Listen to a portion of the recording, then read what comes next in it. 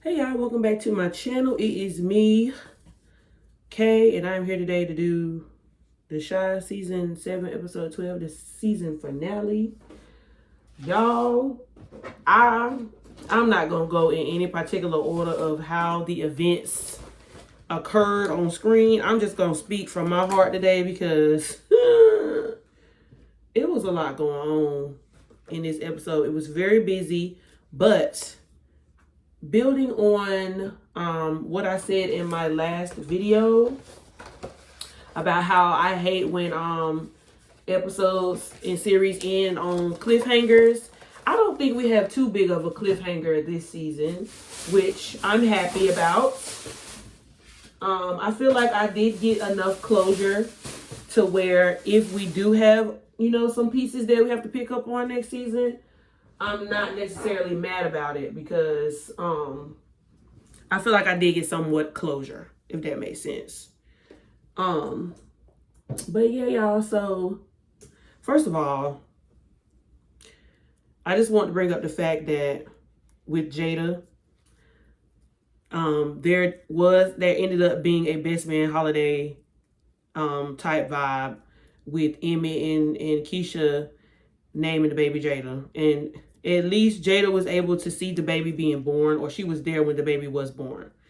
She did tell Darnell, because Darnell did call Damien and told Damien that Jada had started transitioning. He was calling to get Emmett to come over there, but he did not know that Keisha had went into labor. So once Jada found out that Keisha was in labor, Jada held on.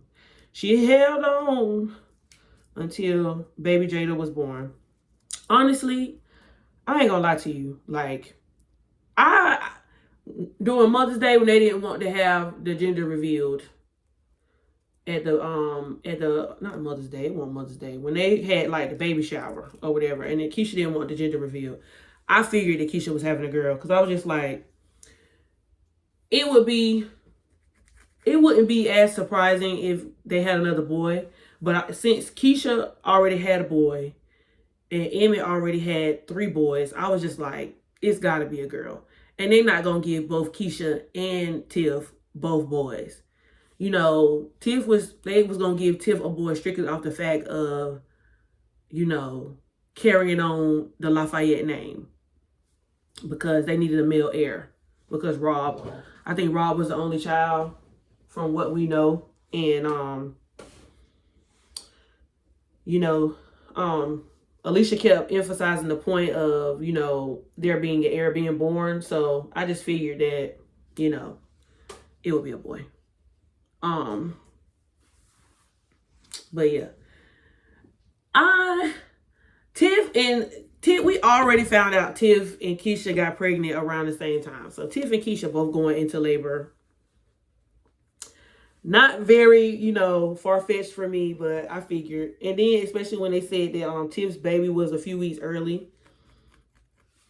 But honestly, Tiff was doing a lot. So her baby coming a few weeks early, that wasn't as surprising to me. I felt so bad for Trig though, because all Trig wanted to do was be there for Tiff, and he just kept getting fussed out. I know she was in labor, and you can't really, blame her. But I was like, dang, he just been there for you, and you just keep fussing at him. Poor Trig. Especially when he had to find that picture of Rob. When he was like, is this picture even necessary? She was like, I'm sorry, I want my child's father's picture present in spirit. Oh, I thought that was funny. But yeah, I was just like, how long is it going to take for Tiff and Trig to get to that hospital? Because at this point, she gonna have birth in the car. Then when they get to the hospital, the elevator gets stuck. And I was like, by golly, Miss Molly. Baby Rob gonna be born on the floor. But yeah, they eventually made it to the room. Now I'm like, y'all ain't checking the hospital. Y'all ain't had nobody wheel y'all up there. You just go to the hospital and just go to the floor? Like, that was different for me. I don't have any children, so maybe that's a common thing. I don't know. But that's neither here nor there.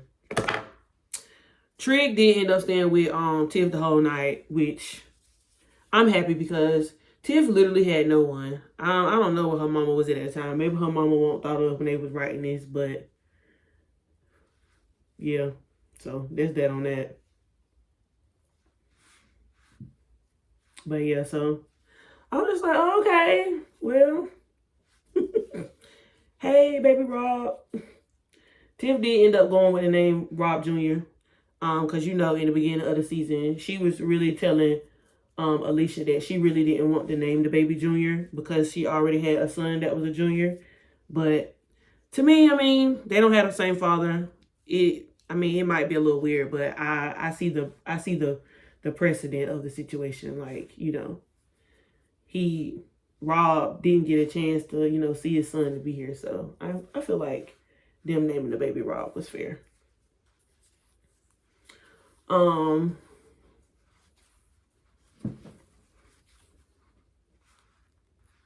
Dang it. Sorry, y'all, I messed up. This is my first time doing this, but we gonna learn together. We're gonna do this review and do that together.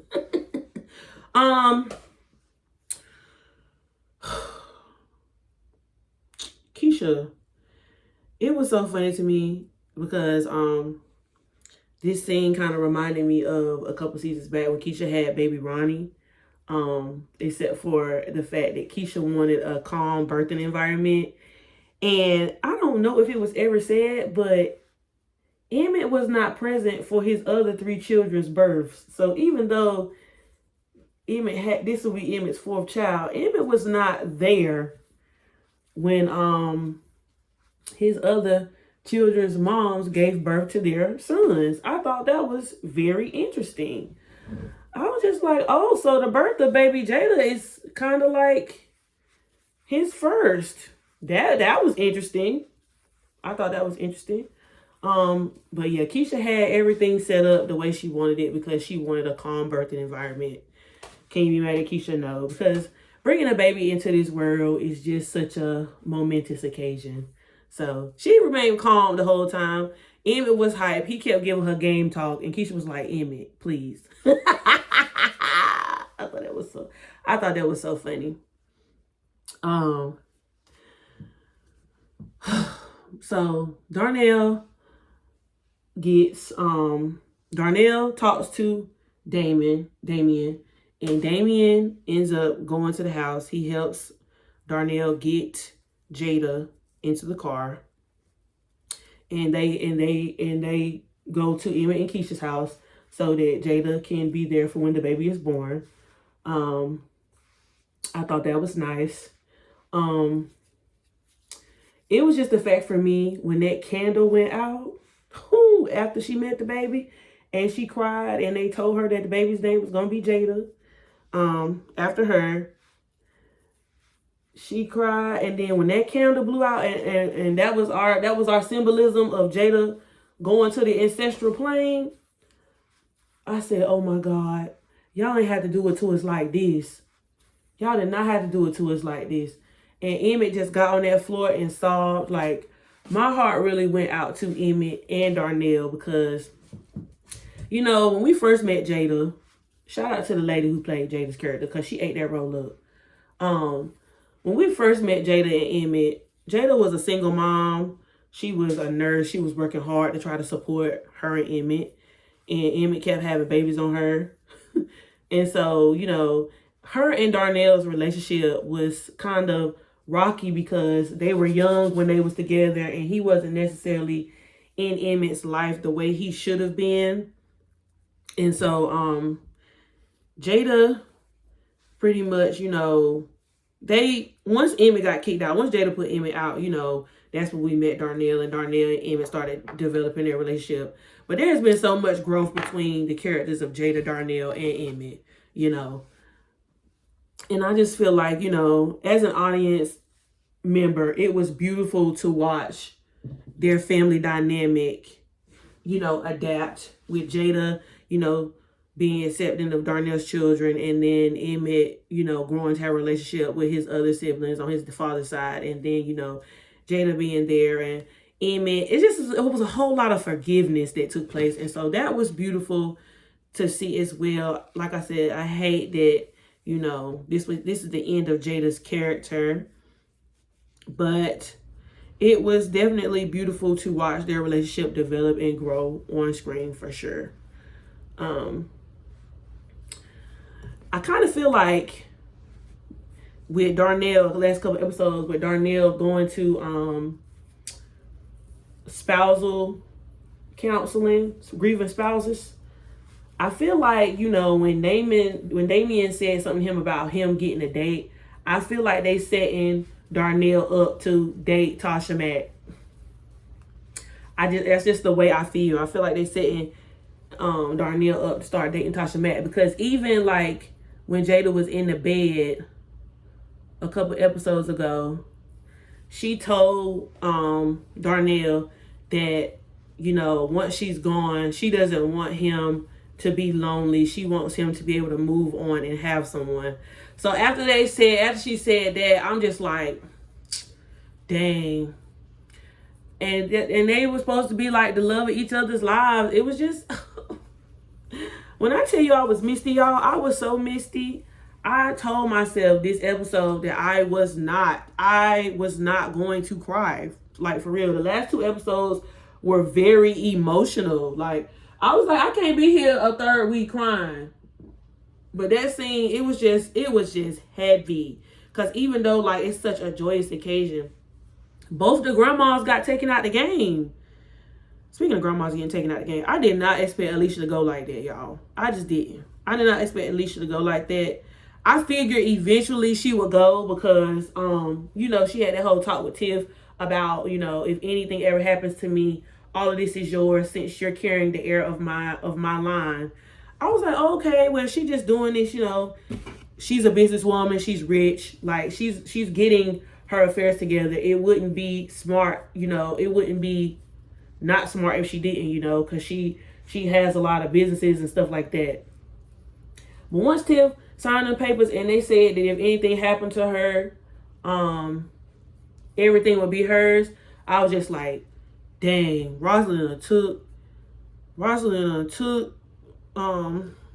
Alicia out, and now everything belongs to Tiff. That was just crazy how that all just happened. And then for me, it was Rosalind saying that she found a note from Duda saying, if anything happens to him, you need to avenge his demise and go and get the person who took him out. Now, I'm like, it was so crazy to me how both Alicia and Rosalind show up to Nuck's house to basically take Nuck out. And Nuck swindled them both. It ended up getting off on taking both of them out. I thought that was so crazy. Because how neither one of y'all gonna listen to Nuck? With Nuck lied to both of y'all. And so I'm just like, Nuck, you will pay for your crimes. They ain't get you this season, but next season, if Nuck gone next season, y'all know what happened. Cause next, I feel like Nuck gonna lie on Bakari next. I feel like that's gonna. I feel like that's gonna be Bakari's demise, because, like, cause Nate keeps saying stuff to him about who's gonna protect you, and I just feel like Nuck is gonna turn to Bakari, like.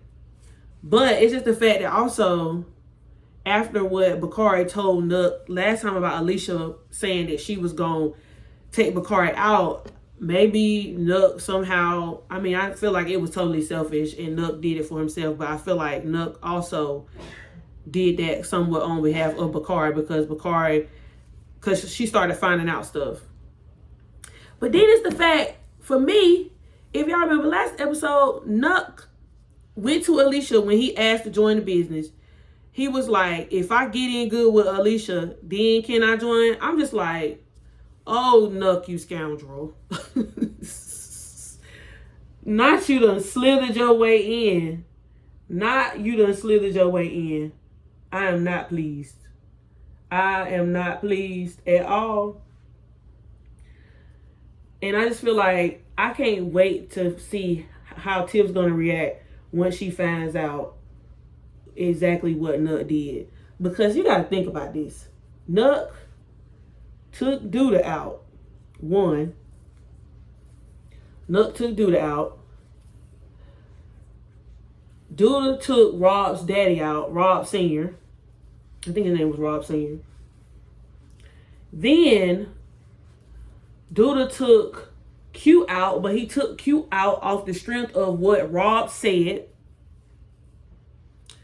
And then Rob got Zay taken out off of what he told Alicia. And then now he got Alicia taken out off of what he told Rosalind. So I just wonder, since before Rosalind took Alicia out, did she take heed to what Alicia said? Because even though Alicia said that she didn't do it, she was just like, it's the fact that, you know, she fully told Rosalind that Nook was responsible, you know. But she still took Alicia out because she was like, because you plotted revenge. Just off the strength of her plotting revenge. So I was just like, wow. That's crazy. And this was after, like, a whole lot had transpired. Like, Candace found out that Terry was Alicia, and who Reg was running from.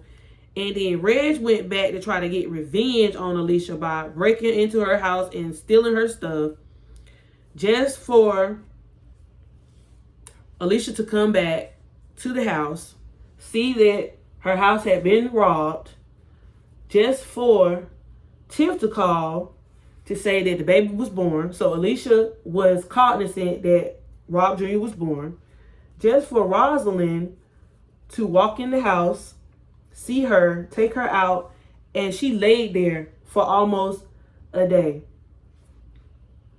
And then Tiff calls Nook, or texts Nook, to go by the house. Nook, knowing what he did to Rosalind, he walks in there, sees Alicia laying on the floor, looks at her, and walks back out. I can't wait until Tiff finds out. Oh, this is crazy. I can't wait till Tiff finds out all of it. Because she going to find it out. Somebody going to tell her. And then it's the fact that after Nook found out that Alicia was taken out, he goes back home and tells Bakari that Alicia is gone. And Bakari's like, well, who would want to take Alicia out? Not thinking that unless he didn't hear it, because when Rosalind came to the house, Bakari said that he was asleep and he had his headphones on. So I don't know if Bakari even heard the entire transaction that went on between Nook and Rosalind. But Bakari gonna have to put 2 and 2 together and figure out that it was Nook. Because Nook is not... I just hate that for Bakari, because after Nook went in bed, Bakari talking about, I need you. I feel like Nook is going to be Bakari's demise. Like, it's too much to think about. And then, just for that one night, Rashad to be off duty, he with his new lady at his new lady house. Because think about it. If Rashad and Alicia were still together, Rashad would have been at the house. Reg wouldn't have broke in. 1. 2, Alicia wouldn't have been by herself. 3, that whole thing with Rosalind and Alicia would have never went down. So it's just a whole lot of moving parts. And then it's just like, okay, Tiff was asking, what's his name? Trigg, where he was going when he was leaving. He didn't tell her that he was going to Alicia's house, because she's looking for Alicia, because Alicia was supposed to be in the hospital. She told Alicia the baby was born, so she's expecting Alicia, right? Just for him not to be able to call him back, just for him not to be able to call her back, because now he in jail. Him and Rashad is in jail for moving Alicia's body. Even though they both got great alibis. Stupid, by the way, because both of them have already went to jail. And Trigg, you already learned this from the last time when you got caught up with Duda trying to move Q's body. You should have just left the body there, Trigg. It wasn't smart by any means. It wasn't. I was just like, Lord, but they gonna get off. We did end the season with them going to jail, but they gonna get off, because They're gonna know that they didn't do it. And Toussaint is gonna know that Trig and Rashad did do it. And plus Rashad is her security guard, so they gonna know that he didn't do it. He got a good alibi. He wasn't there. But it was just so many moving parts. And then it's just like Nook and Keisha still don't, I mean, not Nook and Keisha. Keisha and Emmett still don't know about what Nook did to Rob and now Alicia. It's just going to create a super messy situation all the way around. Like, it's not going to be cute. And then the mess puts everybody literally in the middle.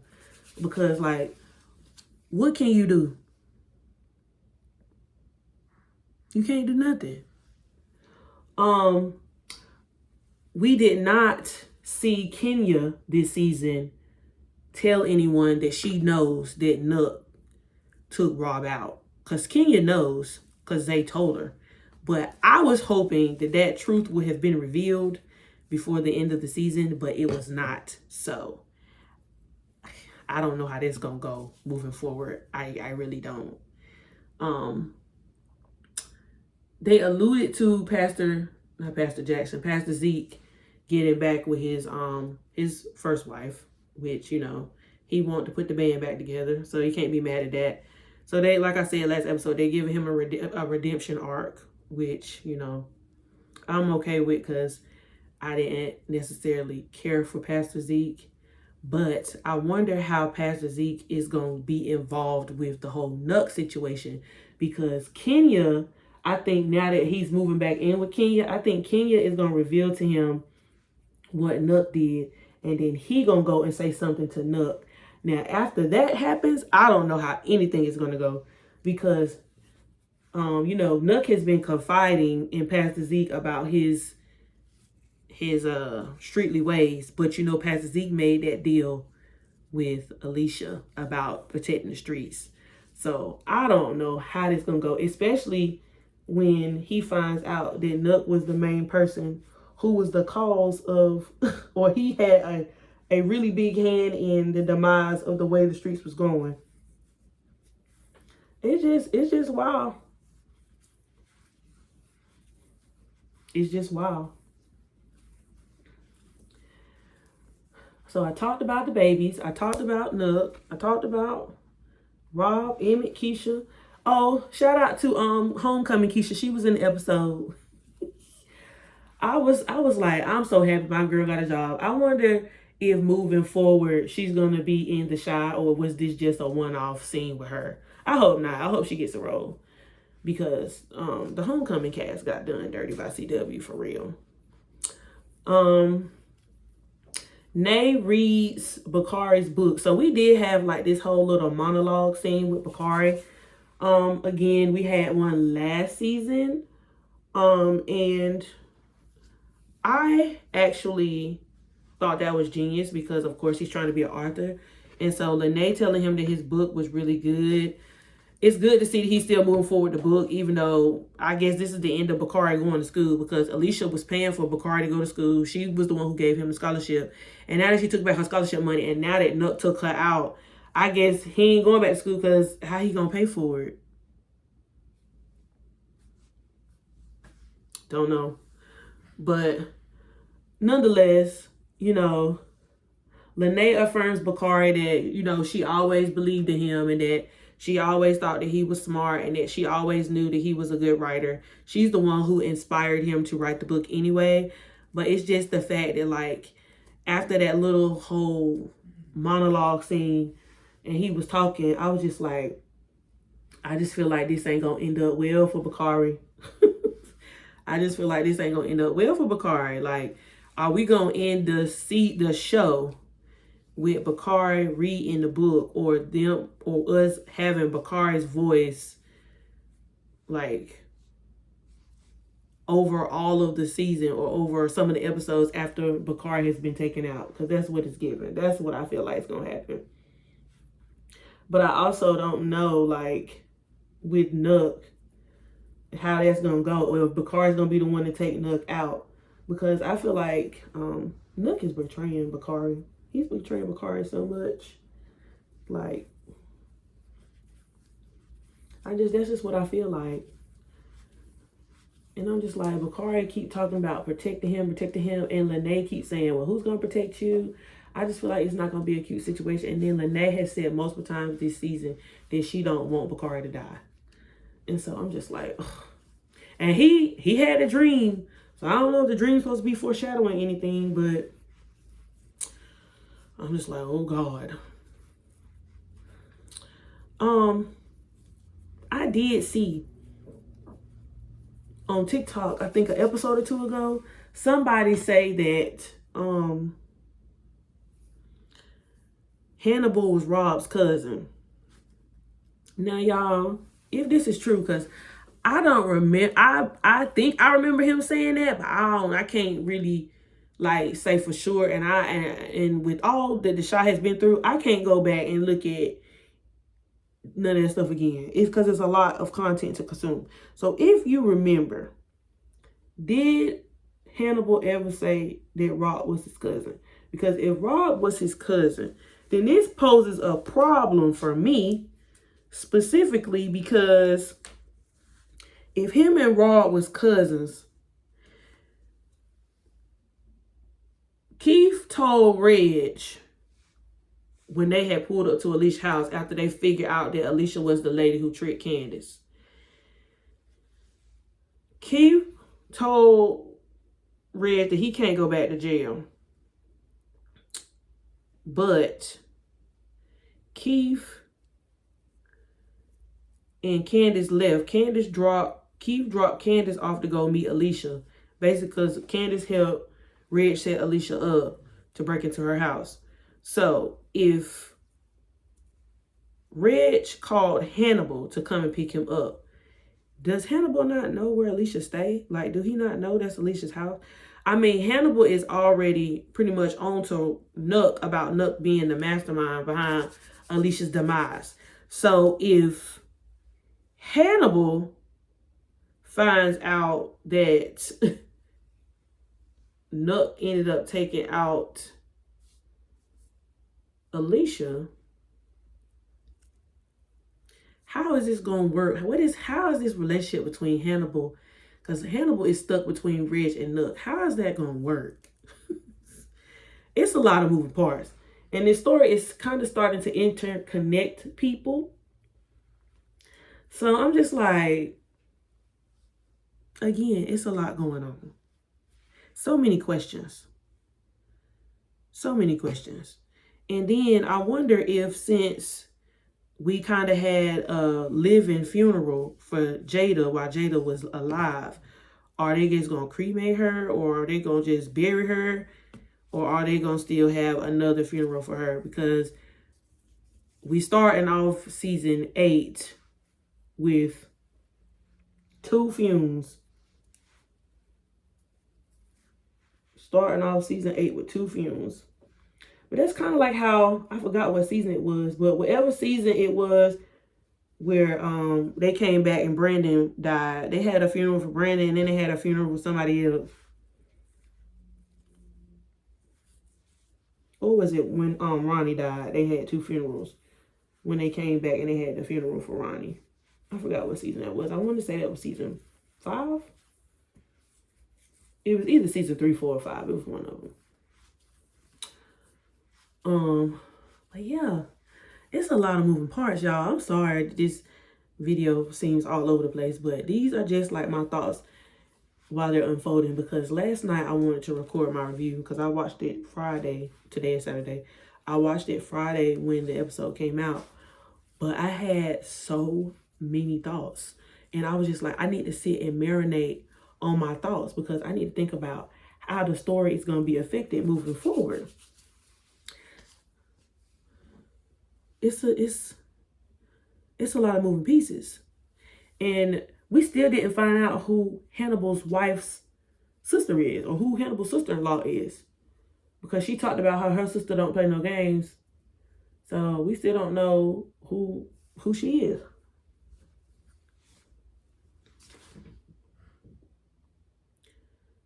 I wonder if there's anything I missed. I talked about Nook. I talked about Keisha and Emmett.